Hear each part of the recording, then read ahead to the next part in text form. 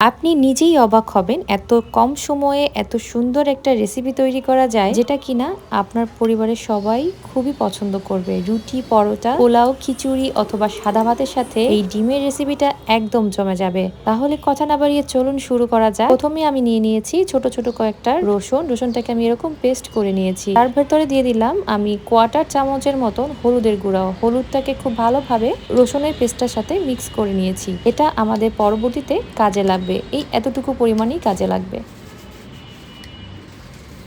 চুলাতে একটা প্যান নিয়ে নিয়েছি, প্যানের ভেতরে কিছুটা তেল দিয়ে দিয়েছি আর এর ভেতরে অ্যাড করেছি প্রায় 2 টেবিল চামচের মতন পেঁয়াজ কুচি।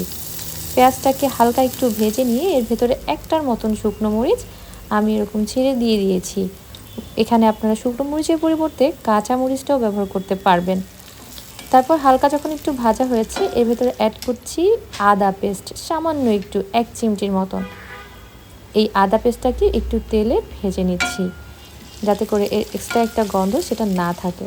তারপরে আরও 2 টেবিল চামচ পরিমাণ পেঁয়াজ দিয়ে দিতে হবে। এবার কিন্তু পেঁয়াজটাকে আমি পুরোপুরি ভেজে নেব না, হালকা একটু ভেজে নেব।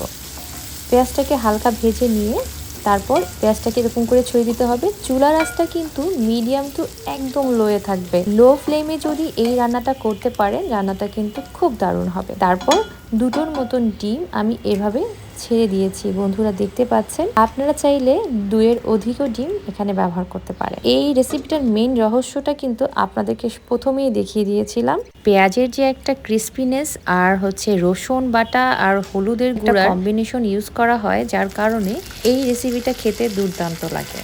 রসুন পেস্টের সাথে একটুখানি হলুদ মিশিয়ে রেখেছিলাম, সেই পেস্টটা আমি এই ডিমের ওপরে এরকম করে ছড়িয়ে দিয়েছি। বলা বাহুল্য যে আমি কিন্তু এখানে স্বাদমতো লবণ ব্যবহার করেছিলাম, যে কোনো কারণে সেটা স্কিপ হয়ে গিয়েছে। তারপর এটাকে কিছুক্ষণের জন্য আমি ঢেকে রাখবো, ডিমটা যেন পুরোপুরি সিদ্ধ না হয়ে যায়, হালকা একটু নরম থাকবে। ওই অবস্থায় ঢাকনা খুলে কিছুটা ধনেপাতা কুচি আমি ছিটিয়ে দিলাম। এবার গরম গরম সার্ভ করার পালা।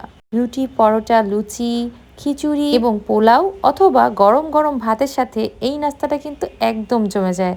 অনেক সময় আমরা সকালের নাস্তায় রুটি অথবা পরোটার সাথে কি সার্ভ করব খুঁজে পাই না। আমরা কিন্তু এই রেসিপিটা ট্রাই করতে পারি, আশা করছি নিরাশ হবেন না। ছোট বড় সবার টিফিন বক্সে কিন্তু আমরা এই রেসিপিটা দিতে পারি, যেটা কিনা প্রোটিনের অভাবও দূর করবে। সবার সুস্থতা কামনা করে এখানেই বিদায় নিচ্ছি। যেতে যেতে ছোট্ট রিকোয়েস্ট করব, যারা এখনো আমার চ্যানেলটি সাবস্ক্রাইব করেননি, সাবস্ক্রাইব মাই চ্যানেল। আল্লাহ হাফেজ।